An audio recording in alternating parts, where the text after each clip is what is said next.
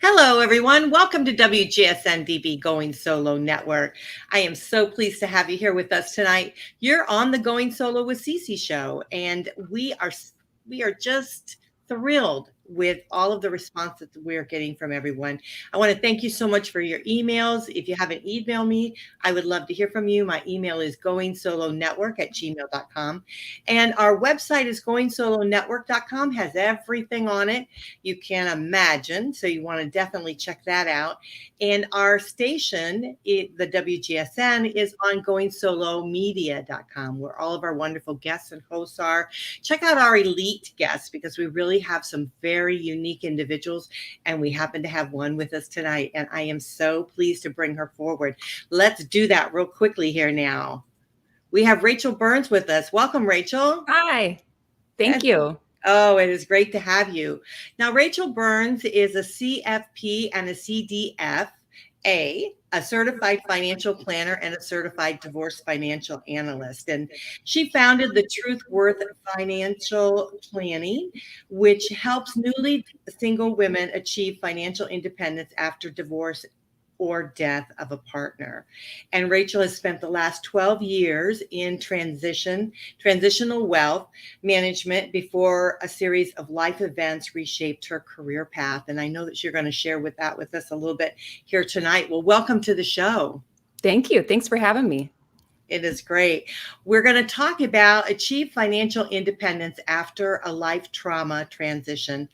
And, you know, that is it is tough. Really. I mean, I just can't say it any different than that. Is when we're going through major trauma in our life, major transition, our whole world is upside down. And that is what we think about too at the time. We think about our financial independence, our financial wealth. How are we going to be able to recover from this?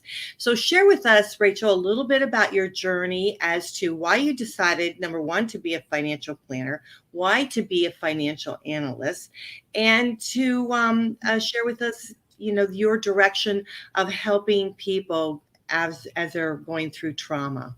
Sure. So it started off fairly early in college. I knew that finance was my thing. I always loved spreadsheets. I loved the idea of wearing a business suit to work with shoulder pads. Like, I just had this idea in my head that this is what that job would look like. And so I majored in finance, got through school. I wanted to be a financial advisor. There's so many different areas of finance, but I knew that I wanted to be an advisor. I didn't quite know what that entailed, but I thought that's what I wanted to do. And what's interesting, I did get hired into the training program at Morgan Stanley.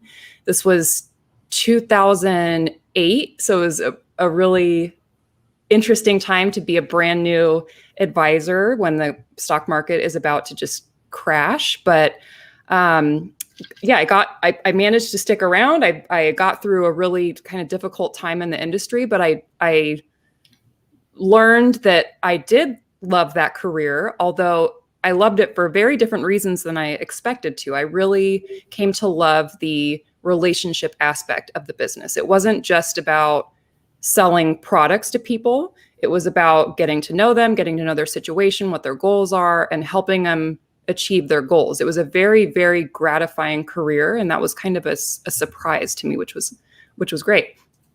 So I stayed in that area for about 12 years, and by area I mean kind of traditional wealth management, working for the big wealth management firms.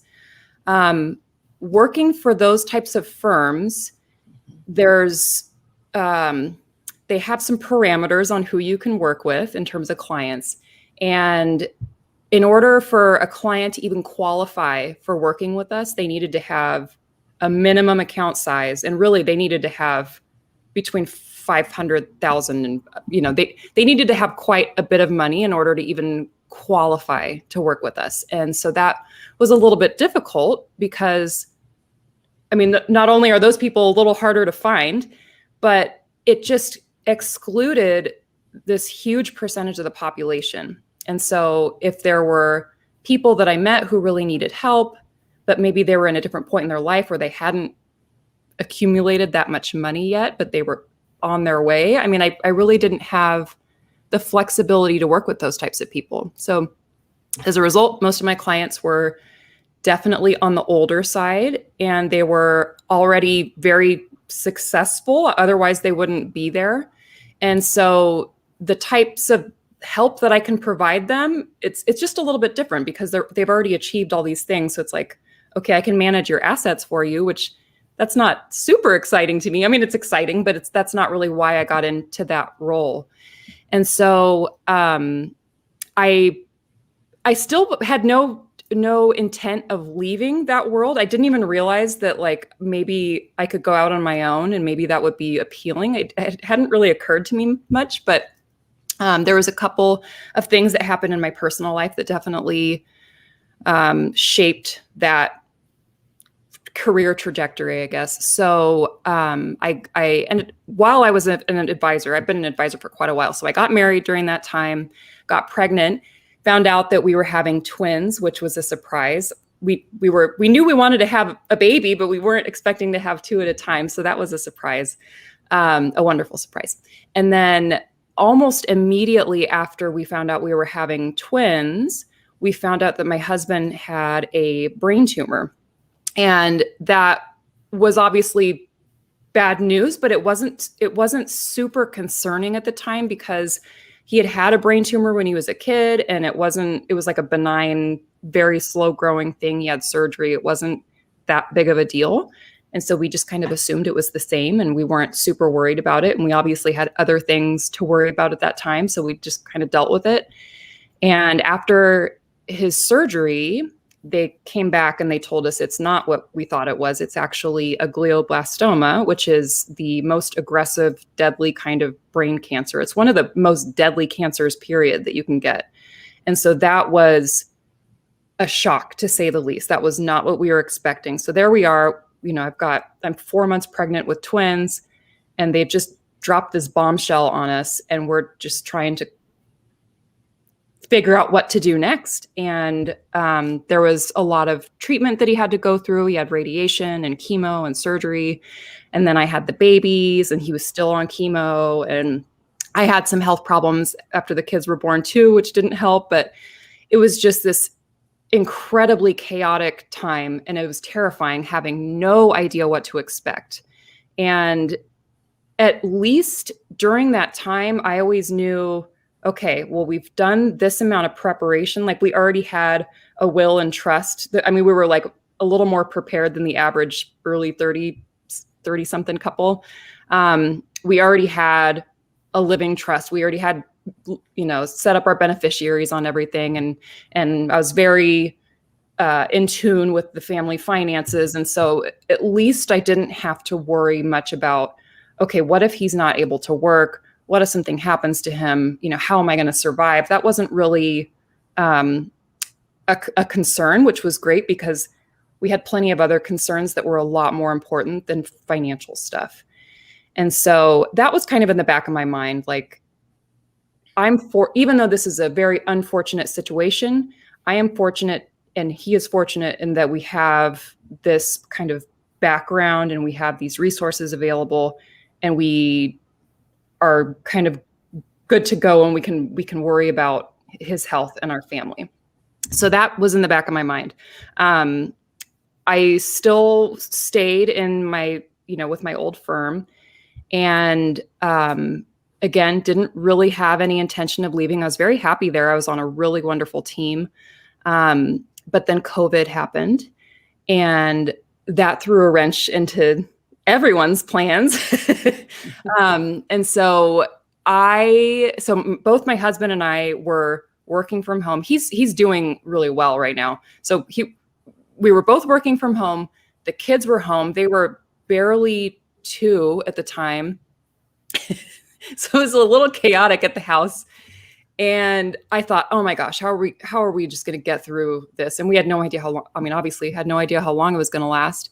And I realized I really like being at home. I really like working from home. I really like having flexibility with my hours and being able to make breakfast for the kids. And, it was really weird. It was like this really weird, stressful time. But at the same time, it was a lot of time for our family to spend together, way more than we've ever spent together before. And I just really loved that. I really loved how connected I felt with my family being home. And with my role, with my previous role, it lent itself well to working remotely fairly well. But in the long run, I knew that that was not a job that I could do 100% from home. And I thought about it. Obviously had a lot of time to think because there's nowhere to go and nothing to do. But I thought about it and I was thinking, I want to be home. I want to choose my own schedule. I want to completely make up my role as I go along. And it was really scary because before I had the support of my team and through the worst of everything that was going on with us, my team supported me and had my back and I never had to worry about anything. And it was really scary to leave that. And it was sad to leave that because I love them. But it was a scary time to go out and take this leap of faith and go out on my own. But I knew that that was what I wanted to do, not only for, the schedule and the flexibility, but also I could work with exactly who I want to work with. And I could totally tailor my business to the needs of my ideal client. And so I did it. I made the leap. I started my firm in the middle of the lockdown, basically. And I decided I am just going to work with women going forward. I'm going to work with women who are newly single, who have either gone through a divorce or their spouse has passed away. And I want to help them get through this transitional time after they've lost their partner.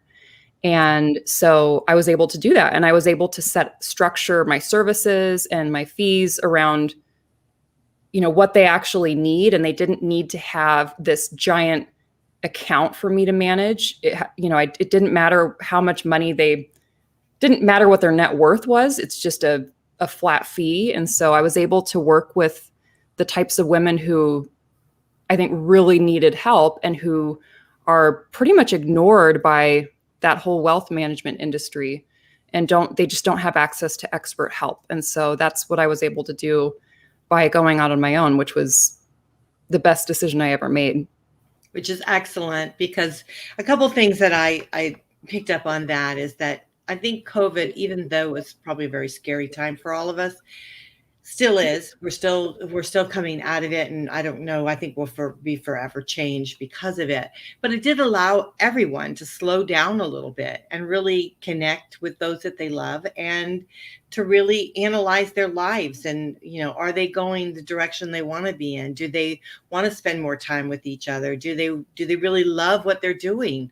And embracing something totally different. So in that respect, it really created an onset of individuals who have now taken control of their lives, been more empowered than ever, and really walking a path that they so desire and want. And I'm glad to hear that you, with your expertise, working where you're working certainly shows that your stuff with regards to financial planning, financial analysts.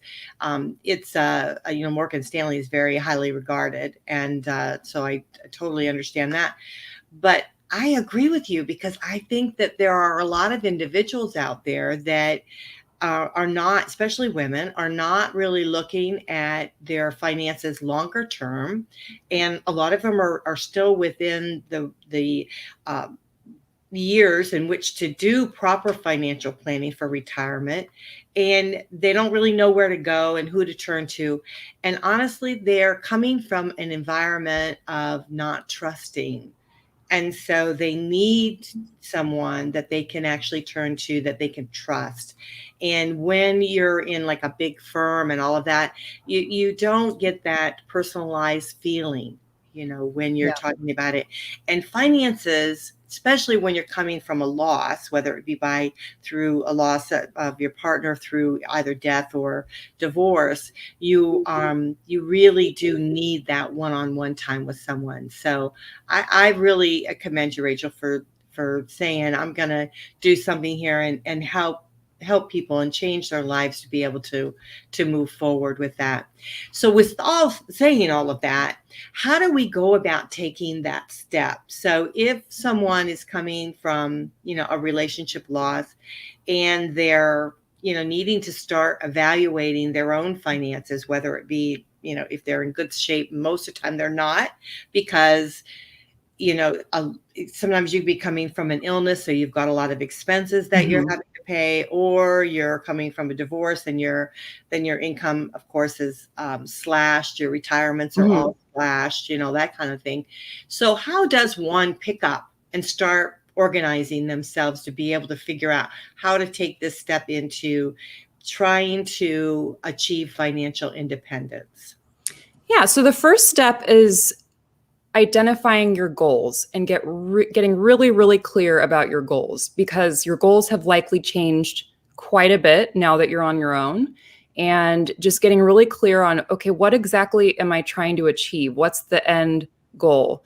If you haven't thought about what your new goals are, you're going to feel kind of aimless with your finances and in other areas too. And so if you sit down and get really clear about, this is what I want my retirement to look like, or maybe I want to help my kids get through college, or maybe I really want to buy a home in the next couple of years on my own. Just identifying the things that are most important to you and what you want to achieve with your money. I think that's the first step, because that's going to guide everything you do after that.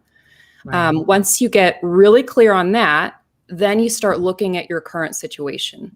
So especially after you've just gone through a divorce or just lost a spouse, you probably have no idea where you stand. You're probably, you might have been so detached from the family finances that maybe you feel like, I don't even know what's going on. I've been delegating the finances to my spouse for so many years, and I feel so out of touch. So just getting familiar with where you stand now and looking at all your details, looking at all of the assets, any accounts that you have, any debt that you have, insurance policies, if you've done any estate planning, just getting all of the details together and getting them organized so that you can clearly see, okay, this is where I stand right now. And maybe where you are now isn't too far from where you want to be. Maybe it's really far, but either way, now you're going to know, okay, if this is where I want to be, these are my goals, and this is where I am now, then we can start looking at how do we get from point A to point B. And then the next step is coming up with those strategies to get you there. And those strategies might include, starting saving to a retirement account, or maybe it's, changing your investments in your portfolio, or maybe it's setting up a special fund for your kids' college, or maybe it's setting up an insurance policy so that if something happens to your ex, you're not going to lose the child support or alimony. Just coming up with a plan, with a concrete plan to make sure that you will get to where you want to go.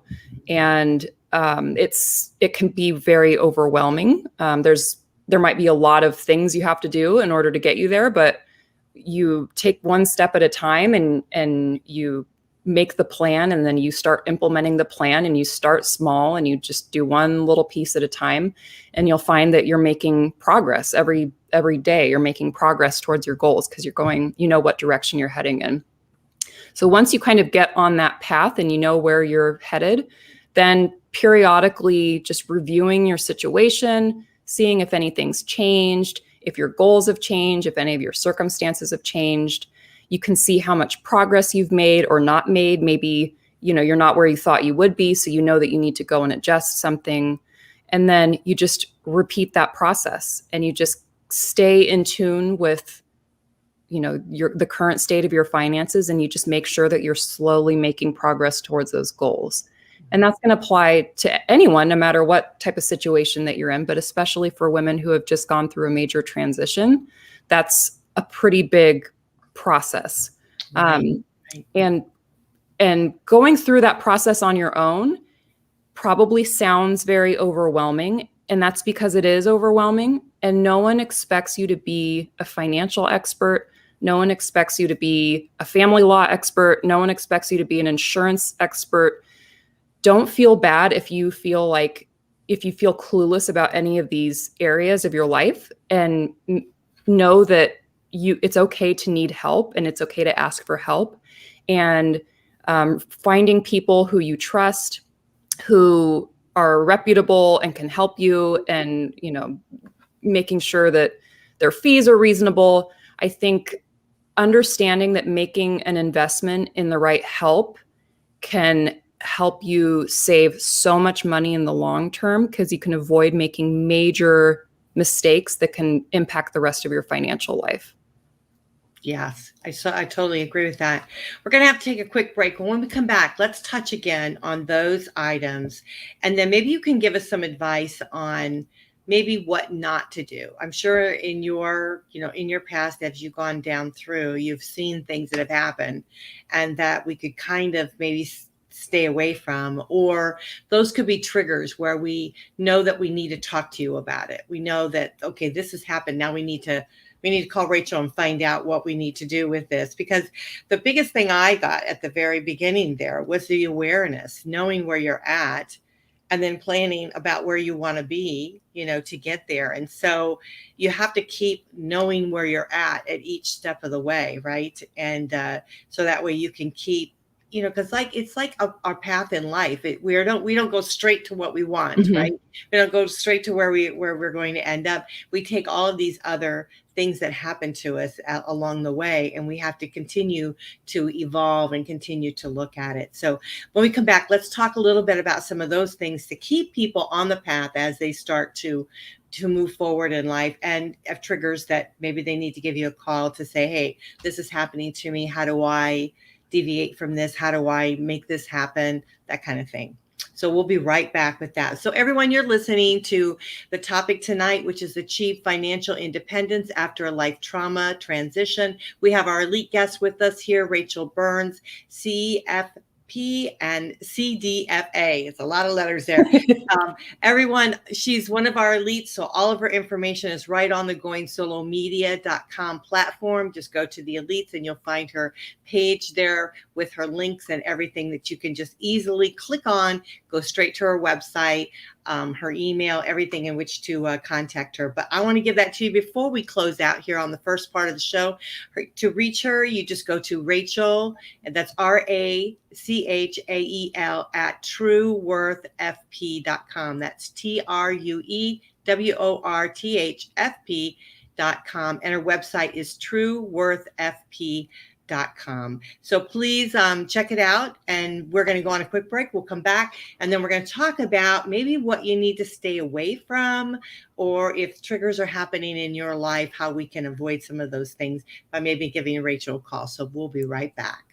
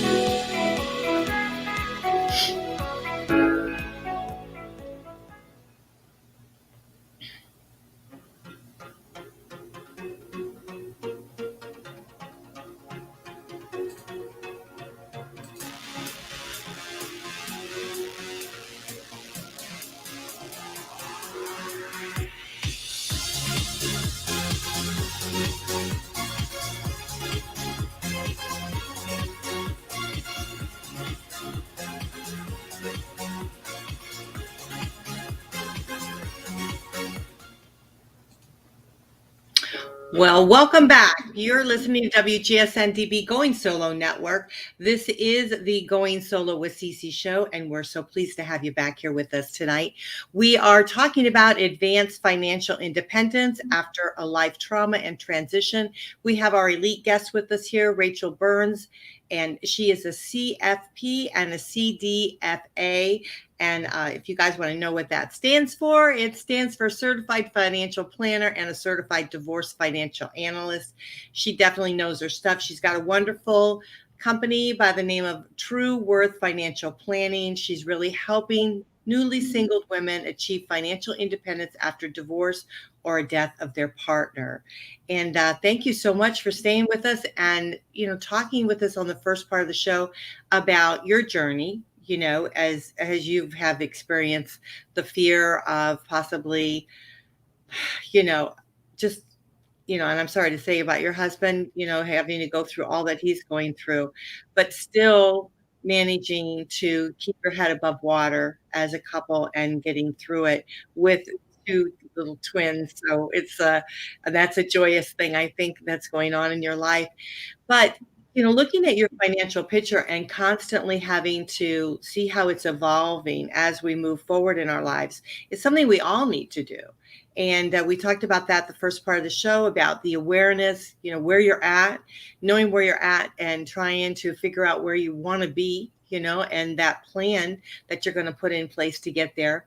So we're going to talk about this half of the show, a little bit about some of the triggers that if things happen in your life, maybe what you could do, and possibly give Rachael a call, and then she can help walk you through some of the situations. So, are there anything that you've experienced in your lifetime of being a financial planner, financial analyst, that you could maybe share with us that are some things that we need to tread lightly?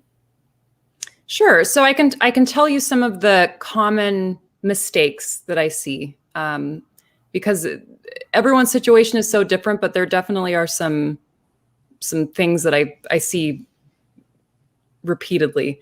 And I would say that one of those mistakes is having your decisions influenced by your emotions. And obviously that's really hard to actually do. It's hard to totally remove your emotions from a decision, especially if you're going through a divorce or you've just lost your spouse. It's probably the worst time in your life. You're probably in a highly emotional state, and it's not an ideal time to be making major decisions. But unfortunately, that's when you have a whole bunch of decisions to make. And so just being aware of your own emotions and how those emotions are influencing your decisions. Some emotions that I see kind of interfering with decision making are sometimes in a divorce, for example, you're just kind of worn down and maybe you just want things to be over. And so you just kind of agree to something because you just want it to be over, and you don't maybe do the homework that you should have done to see if that was a good idea or not. Making decisions out of spite. If you make decisions to try to harm your ex-partner, that's usually not going to end well for you or for them. And even if you're not going through divorce, but if you've lost your spouse, ideally you postpone as much decision making as you can until you're feeling like you're in a more clear headspace and you're more ready to make those decisions. But anything that you have to make right then, just being aware of your own emotions. Sometimes people will make a big change and sell their house and buy a different house. It's like not a great time to be doing things like that if you don't have to, because there's a lot, your mental energy is already going towards this trauma, and you're not going to have the best decision-making skills at that point. Mm-hmm. So I know it's easier said than done, but just look at your emotions and feel, identify how you feel and how that's impacting what you think. Another mistake I see commonly is taking advice from your friends or your family, people who aren't necessarily experts in the area that they're giving you advice in. I'm sure your loved ones mean very well and they want to help you. And maybe they're looking at their own experience and they want to give you advice based on what they've learned. But keep in mind, their situation is going to be so different than yours. And what worked for them might not necessarily work in your case. And if you take advice from someone, you can end up making a major, major mistake that, it worked well for them, but really that could cause you a lot of trouble in the future.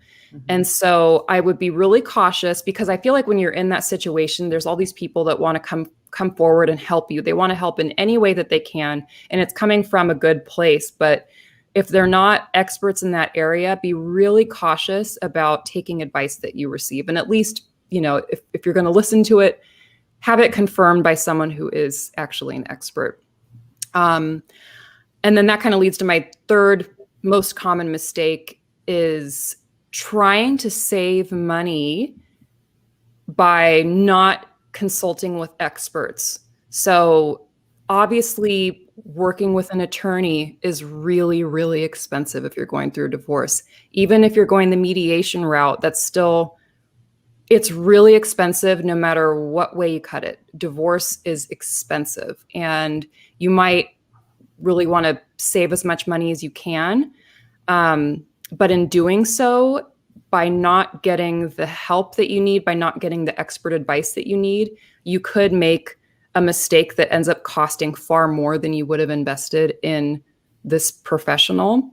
And not just with a divorce, but if your spouse has passed away, for example, you might have some tax issues that come up, and no one should be trying to DIY their taxes when you're going through something major like that. Like, taxes are just extraordinarily complicated and they're always changing, and you really need a tax person to help you with your tax questions, and you need an investment person to help you with your investments, and you need an attorney to help you with your legal questions. So, obviously try to save money, but understand that you're thinking about the long-term costs of these decisions, and make sure that you are considering that when you're weighing them against the short-term costs. So don't try to save a little bit of money in the short term and end up incurring this huge cost in the long term because you didn't have the right advice. And there are people out there who can help you on all sorts of different fee structures, and some people do pro bono. So don't be afraid to go out and look for help, just because you don't want the clock to be running when you're calling your attorney or something like that. Right. This is really good advice, because, when you were talking, what I started thinking about is, like, if we had something happen to us illness wise, right, and someone said that we needed surgery or something like that, we would maybe get a second opinion, wouldn't we? Mm-hmm. We would, it's not that we doubt our first doctor, because I'm sure he's very well, but we just, for our own peace of mind, we would like to get a second opinion.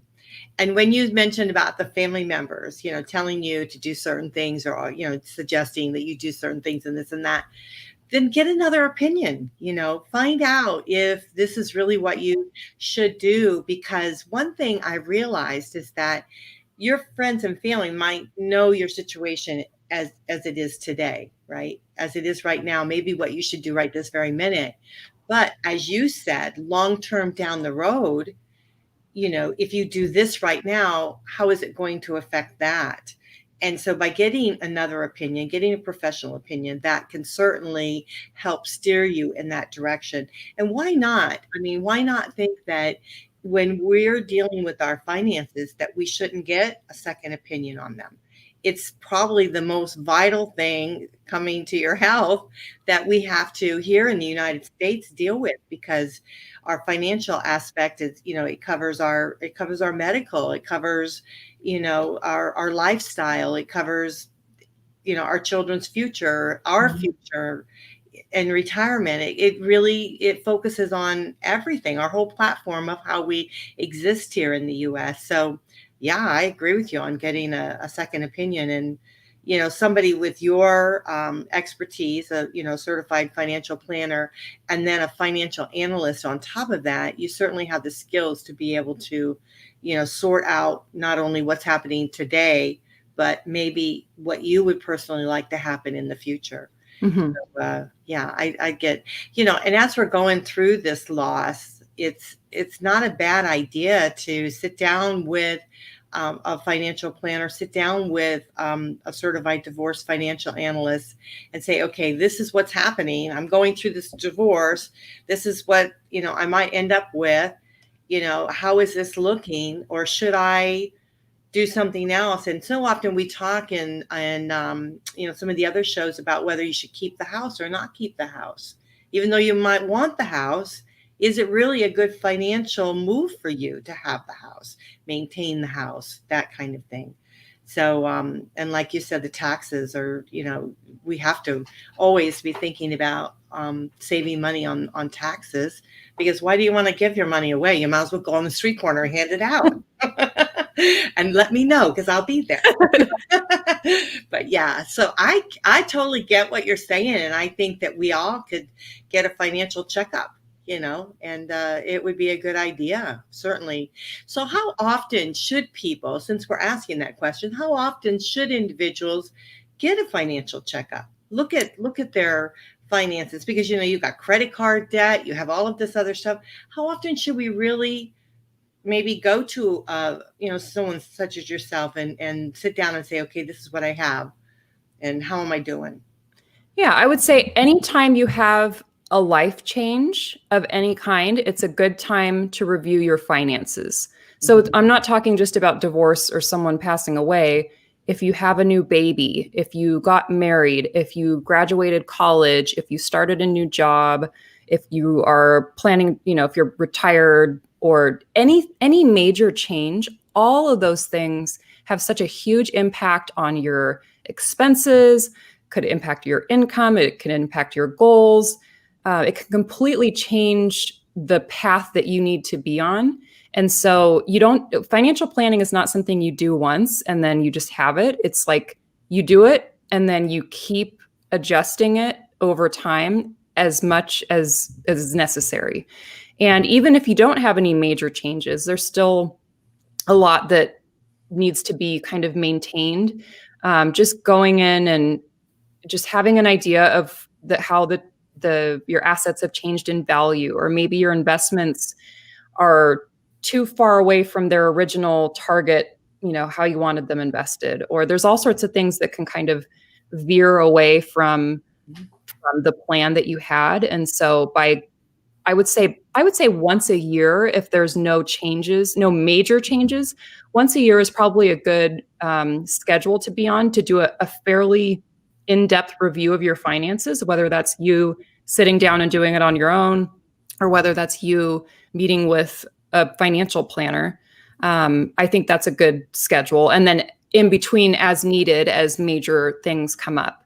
But I would say that there's other things that you should probably be doing more often than that. And that's things like checking your checking account activity or your credit card activity. Like that, you need to be in touch with those types of things, because there could be mistakes or things can happen, fraud, and you need to be on top of it fairly quickly. So being really in touch with like the shorter day-to-day spending is a good idea. I don't think it's necessary to check on your investment performance that often. I think quarterly is fine. You could even do it less often than that, as long as again, something major hasn't changed, but not just your own life changes, but if something really big in the market happened, or some giant tax law change or whatever, that's probably a good time to reassess things. And then just reassessing your goals as often as needed, whether that's once a year, or, maybe if your life is kind of more stable and there's not so many changes, maybe you don't have to do it as often, but just however often that fits best with you and your life, I would say. But it's good to always be in tune with your own finances. And maybe you don't need to know the exact value or your exact net worth or what how much money you made last month, but just always having a pretty good idea of where you stand and where you are in terms of progress towards your goals. Yeah, that's really good advice. And so just real quickly, just a quick question, because we're going to have to be wrapping it up here. So often I'm asked when, because people are going through the divorce and through a relationship loss, the latter part of their life. And is there really things that you can do to, what can you do when you're older and you really have to kind of start over again? Are there things that you can really start putting in place for that? Like if you find that your retirement is just so slashed, and I've heard so much of people having to go back to work again, and different things like that. So any just real quick suggestions that you could maybe give them? Yeah, it depends on the situation, but a lot of times when someone, their spouse has passed away or they're newly divorced, or sometimes they really had no idea of what their finances look like. And once they figured it out, this is not where I thought we were. I thought we were in better shape than this. Like maybe they find out they have a ton of debt, or maybe they find out that they have no retirement savings, or, whatever the case, there's a lot of unpleasant surprises that can come up in that type of situation. And there's a chance that you have to majorly change some of your expectations about the rest of your financial life, or maybe you have to adjust some goals. And for some people, sometimes that entails going back to work when they weren't expecting to, or maybe that entails adjusting their budget or just setting kind of more reasonable goals. It's never a lost cause. It's never like, well, sucks for you, you're just out of luck. There's always something that can be done to improve your situation and to get you on a path that feels good for you. It just might entail some changes, but change is going to happen to all of us no matter what, and it's not always good, but you can get a grip on those changes, and you can kind of go along with it and not resist, and you can end up in a good place. Yeah, that's a great advice. Well, we're going to have to close the show out. It went by so quickly. I'd like to make sure everyone has your information. You can email Rachael at Rachael, that's Rachael at trueworthfp.com. And that's TRUEWORTHFP.com. Her website is trueworthfp.com. And again, all of her information is right there on Going Solo Media. We have a whole page for her. Her show is there if you want to re-listen to it. And also all of her links, you could just click on them and just go right straight into her website or give her a call or whatever. So we hope that you'll do that. We'll hope that, to know where you're at gives you empowerment. It lets you know it may not be what you want to see. You may not want to be happy with your financial situation as it is now, but the more you're aware of it, the more you can make the changes to the positive. And so, Rachael, thank you so much for being on the show today. I truly appreciate it. Thank you so much, Cece. Thanks for having me. It is great. Do you want to give us any last words at all before we close out? I would just say, when you mentioned empowerment, it's important to feel empowered with your finances, and it's doable. You might need to do a little bit of research or get a little bit of help, but you have the power to take control of your finances, no matter what the situation is. And that's great advice. And because most certainly you can. And of course, you guys know that Rachael's a certified financial planner and a certified divorce financial analyst. She's really there to help you as you move forward into really stepping into your new life here of being single and create the independence and financial independence that you really want. And it can certainly be achieved. So thank you so much, Rachael. I appreciate everything that you've mentioned to us tonight. It's very valuable. And I know that will help people as they're moving through creating a new life for themselves. And I thank you for your time. Thank you, Cece. We appreciate it. Gosh, the time goes by so quickly, doesn't it? Well, here on Going Solo with Cece, I hope you enjoyed the show. Again, achieve your financial independence. That's your choice, right? And so the biggest way you can do it is create awareness, right?